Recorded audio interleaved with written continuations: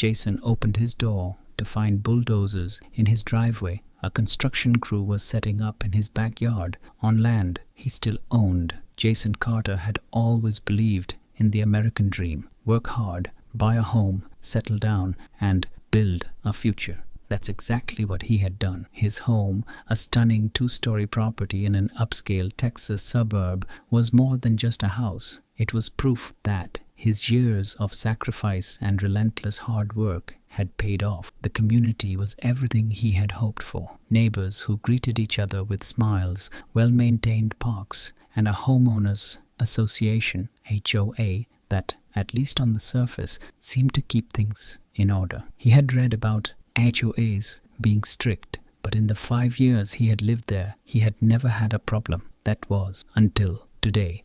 As Jason stood frozen in his doorway, his brain struggled to process what he was seeing. Bulldozers, construction workers, piles of bricks and cement. His backyard, the place where he had spent countless evenings unwinding with a glass of wine, was now a construction site. His confusion turned to panic. He rushed down the steps, dodging workers carrying metal beams, and approached the man who looked like he was in charge. "What the hell's going on here?" he demanded. The foreman barely spared him a glance, too busy giving orders. "We're with the HOA, starting construction on the new business center." Jason's stomach tightened. "Business center? You're in my backyard." The man shrugged. "Not according to the paperwork. HOA owns this section now." Jason felt like the ground had been ripped out from under him. "What do you mean they own it? This is my property." Finally, the foreman looked at him. "Take it up with the HOA." Jason's breath was coming in sharp bursts as he stormed inside and grabbed his files. Title deed, property map, mortgage statements, everything was in his name. With the documents in hand, he jumped into his truck and sped toward the HOA office. He was going to put an end to this madness before they laid another brick. The letter that changed everything. The HOA office was housed in a sleek modern building, ironically one that Jason's homeowner dues had helped maintain. He pushed through the glass doors and went straight to the receptionist. "I need to speak to someone immediately," he said, trying to keep his anger in check. The woman barely looked up. "Do you have an appointment?" Jason clenched his jaw. "Number, but I have a construction crew in my backyard, and I need answers now."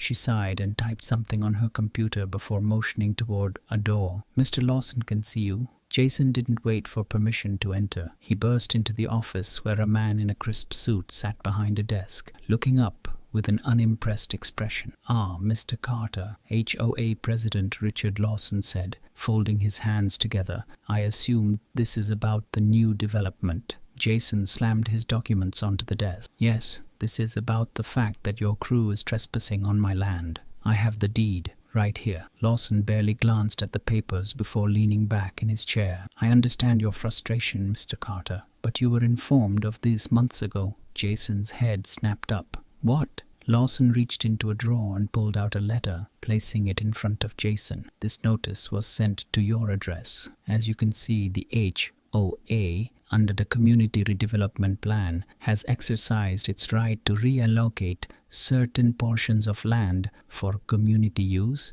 Jason's hands shook as he read through the dense legal jargon. Then, there it was. "As per Community Redevelopment Plans, your backyard has been reallocated for the construction of a new HOA business center. This decision is final." Jason's pulse pounded in his ears. "You can't do this. I never agreed to this." Lawson's smirk was infuriating. "Actually, you did. It's in the fine print of the HOA contract you signed when you moved in. Clause 14C.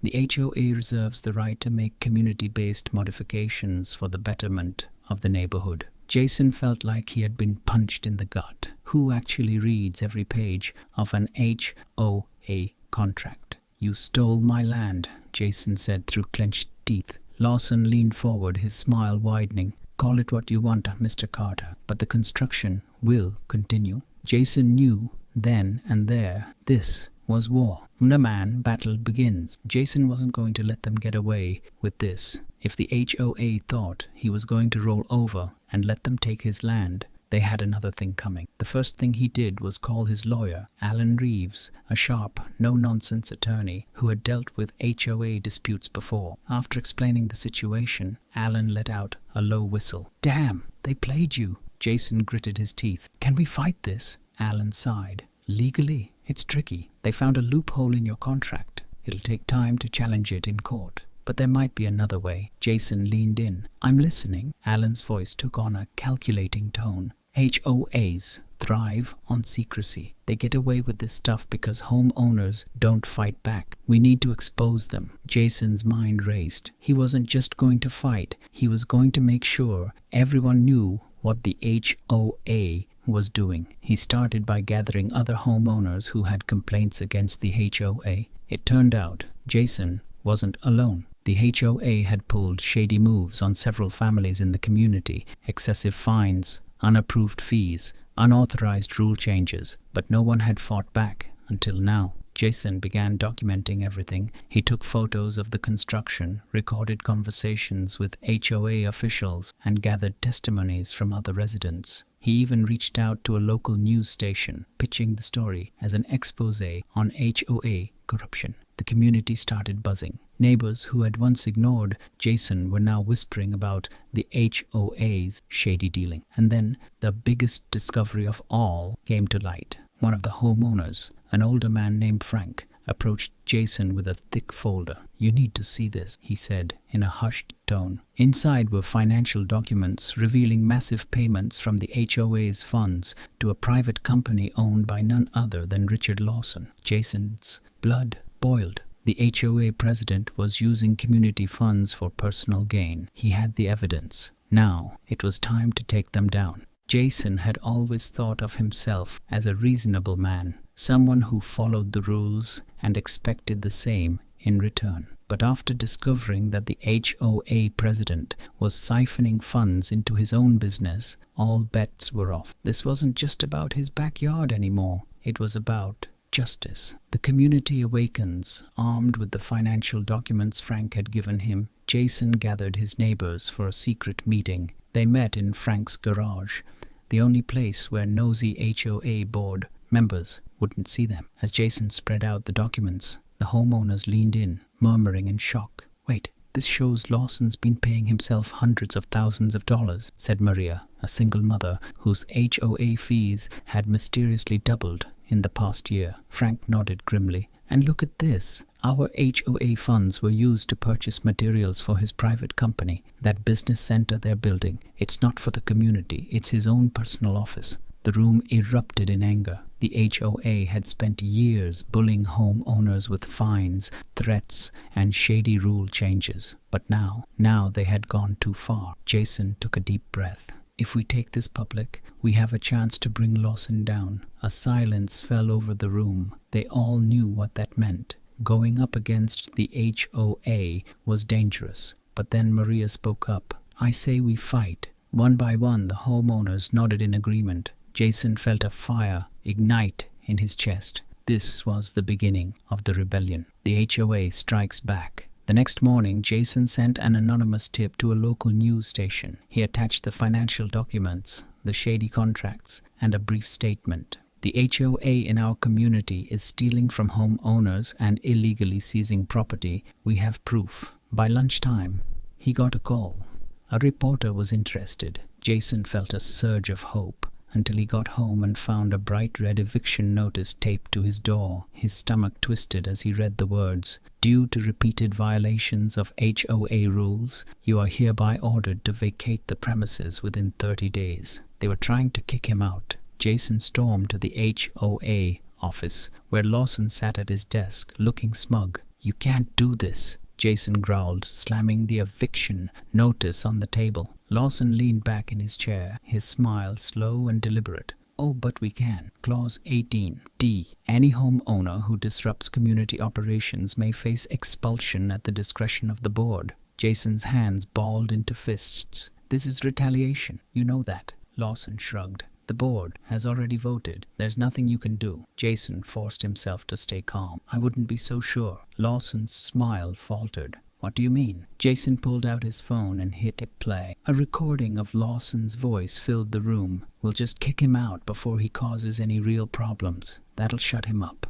Lawson's face went pale. Where did you? Jason grinned. Let's just say I have friends in the right places. Lawson shot up from his chair. Turn that off. Jason pocketed his phone. See you on the news, Richard. He walked out, heart pounding. The HOA thought they could silence him, but they had just made their biggest mistake. The power of public exposure. That night, Jason's story aired on local news. The segment showed the financial documents, the illegal land grab, and the audio recording of Lawson's corruption. The reaction was immediate. Social media exploded with outrage. HOA corruption in Texas was trending within hours. Other homeowners started coming forward with their own horror stories. The media frenzy only grew, attracting the attention of state officials. The next morning, Jason woke up to the sound of protesters outside the HOA office. Signs reading "Stop Ho Theft" and "Fire Lawson Now" filled the streets. Reporters swarmed the scene. Jason couldn't help but smile. They weren't just fighting for his backyard anymore. They were fighting for their community. But just as Jason thought victory was near, the HOA pulled its most ruthless move yet. A sudden disappearance. 3 days later, Jason returned home to find his entire backyard demolished. The construction workers had gone into overdrive. His fence was gone. His trees were cut down. The foundation for the business center was already being poured. It was like his backyard had never existed. Jason's knees went weak. They had destroyed everything. And then he noticed something even worse. His house deed, the original legal proof that the land was his, was missing. It had been in his safe, a safe only a few people knew about. His blood ran cold. Someone had broken into his home. As he frantically searched the house, his phone buzzed with an unknown number. He answered, and a low voice spoke. "You should have kept quiet, Mr. Carter." The call ended. Jason stood in his wrecked home, his hands trembling. The HOA wasn't just corrupt, they were dangerous. Jason had expected a fight. He knew the HOA wouldn't go down without a struggle, but he never imagined they'd stoop this low. His backyard was gone. His legal deed was missing. And now some faceless figure had just threatened him over the phone. He had exposed their corruption, but somehow the HOA still held all the power. Jason clenched his fists. Not for long. A betrayal close to home. Jason knew he had to act fast. He needed to prove that the HOA had illegally altered the property records. His first stop, the county clerk's office. If his property deed had been erased or tampered with, the records would show it. But when he arrived, the clerk looked at him with sympathetic eyes. "Mr. Carter, your name is no longer listed as the owner." Jason's stomach dropped. "What?" She turned the screen toward him. Instead of his name, the owner was now listed as Lawson Properties, LLC. Jason felt a surge of rage. Lawson had stolen his land, officially. "This is fraud," Jason snapped. The clerk sighed. "I agree, but you need a lawyer to fight it. And with the speed this was processed, it had to be someone inside the system." Jason's mind raced. Someone at the clerk's office must have been bribed. He thanked the clerk and stepped outside. His phone buzzed. A message. "Frank, we need to talk. Urgent." Jason frowned. Frank had been his biggest ally, but as he pulled up to Frank's house, something felt off. The door was slightly open. Jason stepped inside cautiously. "Frank?" Silence. And then a gun cocked. Jason turned, and his heart shattered. Frank stood there, gun shaking in his hands, tears in his eyes. I had no choice, Jason," he whispered. "They got to me." A desperate escape. Jason took a slow step back. "Frank, put the gun down." Frank's hands trembled. "They know everything. About the files, the news story, everything. They threatened my daughter." Jason's blood ran cold. The HOA was threatening families now. "They told me if I got rid of you, my family would be safe," Frank choked out. "They paid off the police. If you fight, you won't just lose your house, you'll disappear." Jason felt the walls closing in. The HOA had deeper connections than he thought. "I don't want to do this," Frank whispered. "Just leave town. Forget about this. That's the only way you survive." Jason refused to run. Instead, he acted instinctively. He grabbed a lamp and smashed it into Frank's hand. The gun clattered to the floor. Frank gasped in pain, and Jason bolted out the door. He ran to his truck, heart pounding. The HOA wasn't just corrupt, they were criminals. And Jason? He was now a target, a dangerous alliance. Jason knew he couldn't go to the police. They were in the HOA's pocket. But he had one last hope, an investigative journalist named Rachel Torres. She had been covering corrupt land deals for years and had already reported on the HOA's shady finances. Jason met her in a parking garage downtown. She arrived with a camera crew and a bulletproof vest. "I've been waiting for you," she said, handing him a flash drive. "What's this?" Jason asked. "Proof that your property was stolen. I got my hands on the original land records." Jason's hands trembled as he looked at the file. His name was there, the proof he needed.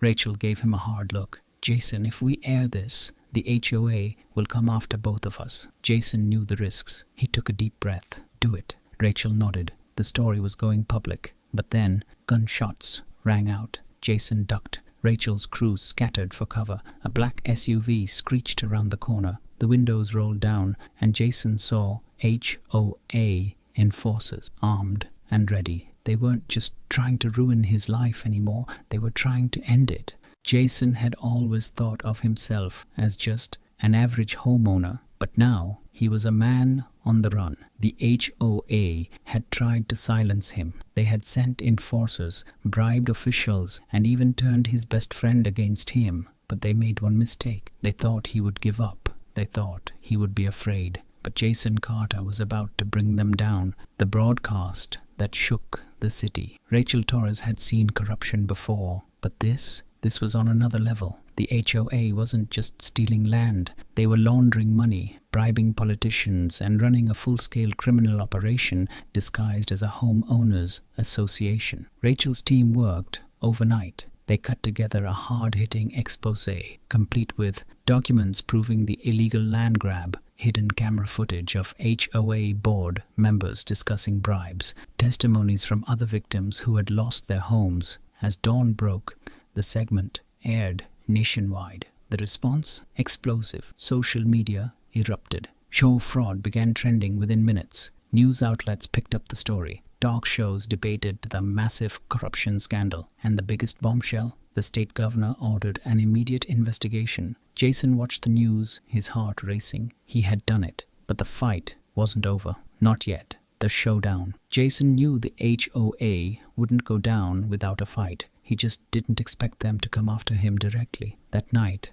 as he walked toward his truck, he saw them. 3 men in suits. HOA enforcers, blocking his path. "Mr. Carter," one of them said smoothly, "you've made quite a mess." Jason didn't hesitate. He turned and ran. The men chased him through the dark parking lot. Jason's lungs burned. His heart pounded. He had to find cover. Suddenly, headlights blinded him. A black SUV screeched to a halt. A door flew open, and someone pulled him inside. Jason struggled until he saw who it was. Frank, his former best friend. "Drive," Frank barked at the driver. Jason was stunned. "Why are you helping me?" Frank's knuckles turned white on the steering wheel. "Because I realized something, Jason. The HOA doesn't just control our homes. They control everything. And if we don't stop them now, no one ever will." Jason exhaled. Maybe Frank wasn't lost after all, but they weren't safe yet. The SUVs behind them weren't giving up. The ultimate betrayal. As Frank sped through the city streets,